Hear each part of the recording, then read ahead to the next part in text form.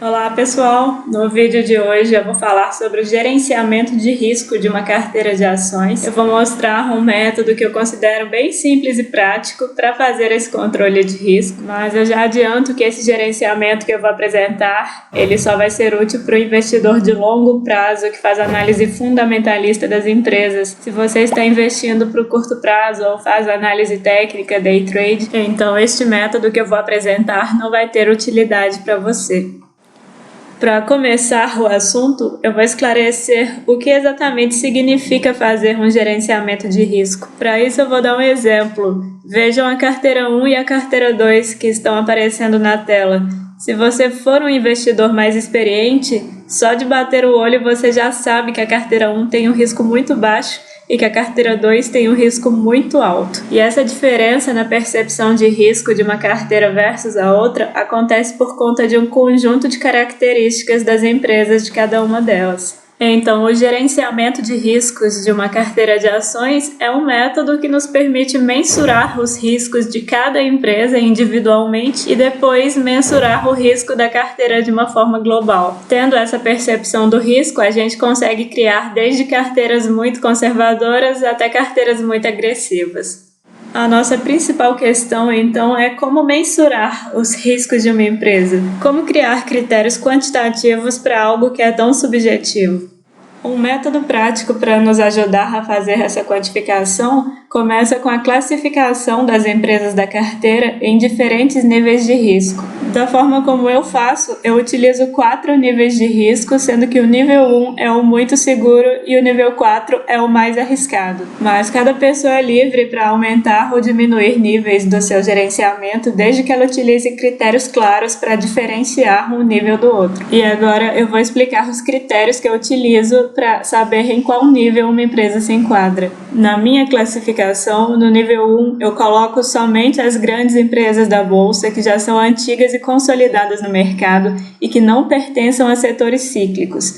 Então, empresas de commodity como Petrobras e Vale não entram nesse nível aqui. Eu também considero necessário que a empresa não tenha nenhum histórico de prejuízo nos últimos 10 anos, que ela tenha baixo ou nenhum endividamento, margens líquidas de 2 dígitos, ou seja, maior do que 10%, e que a empresa não tenha o governo como controlador, nem com uma participação societária muito relevante. E aqui, como exemplo, eu trouxe 2 empresas classificadas no nível 1, a Ambev e a Engie. Vejam que elas têm mais de 10 anos de lucro líquido, com margem líquida bem maior do que 10%, sem participação relevante do governo em nenhuma das duas. Elas têm a dívida bem controlada, o setor de atuação não é cíclico, enfim, atendem todos os critérios. No nível 2, eu classifico empresas menores ainda em crescimento, mas que não tiveram nenhum histórico de prejuízo nos últimos 10 anos, também possuem baixo ou nenhum endividamento e margens líquidas pelo menos próximas de 10%. No nível 2, eu também classifico as grandes empresas que têm todas as características do nível 1, porém possuem participação societária relevante do governo. Na minha opinião, a participação governamental traz um risco a mais para a empresa e por isso no meu gerenciamento de risco, a minha opção é por colocar ações desse tipo na classificação nível 2. E aqui como exemplos de empresas nível 2 eu trouxe a Fleury, que é uma empresa do segmento de serviços médicos. Essa é uma empresa que tem um histórico bem longo de lucro líquido e que nos últimos 4 anos tem conseguido manter suas margens próximas de 10%.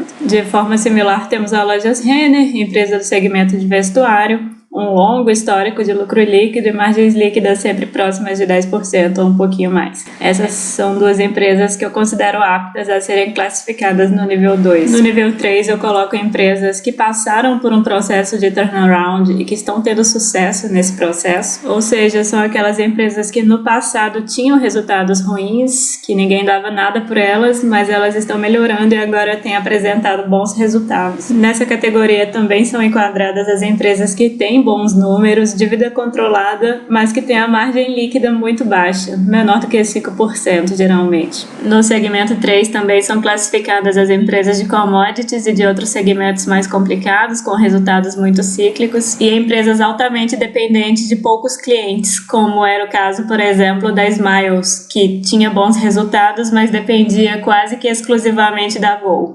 E aqui eu mostro 2 exemplos de empresas que eu considero sendo nível de risco 3, O Magazine Luiza é uma empresa que passou por um turnaround. Até meados de 2015, ela apresentava resultados não muito sólidos, ela oscilava, num ano ela tinha lucro, no outro prejuízo, tinha margem líquida baixíssima, mas ela passou por mudanças administrativas. A partir de 2016, ela começou a melhorar o resultado, vem apresentando lucro líquido recorrente nos últimos 4 anos, melhorou suas margens. A margem líquida dela ainda é baixa, mas isso é normal por causa do setor. No setor de varejo tem muita concorrência, então a margem líquida baixa é uma característica que a gente costuma encontrar em empresas desse segmento. E eu trouxe de exemplo também, como empresa nível 3, o Atacadão Carrefour. O Carrefour é uma empresa recente na bolsa que fez seu IPO em 2017, então ele não tem muitos anos de balanços divulgados, mas nos balanços que nós temos disponíveis para análise, que são a partir do ano de 2014, a gente vê que o Carrefour tem bons números, sempre apresentou lucro líquido, não tem praticamente dívida nenhuma, mas apresenta margem líquida muito baixa por conta do segmento de varejo que tem muita concorrência.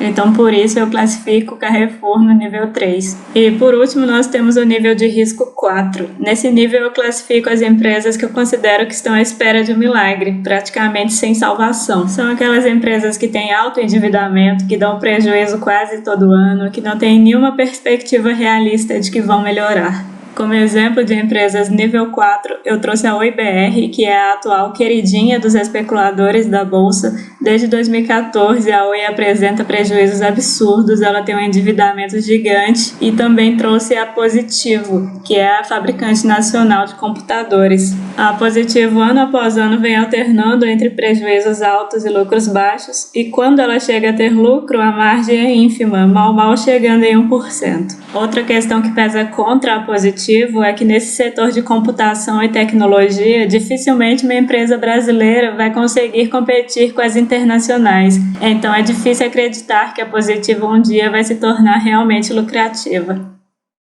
Entendidos os critérios para fazer a classificação em níveis de risco, basta criar uma coluna para isso na carteira e ir classificando as empresas. Depois você faz o somatório do total de cada nível e calcula a proporção dele em relação ao total da carteira.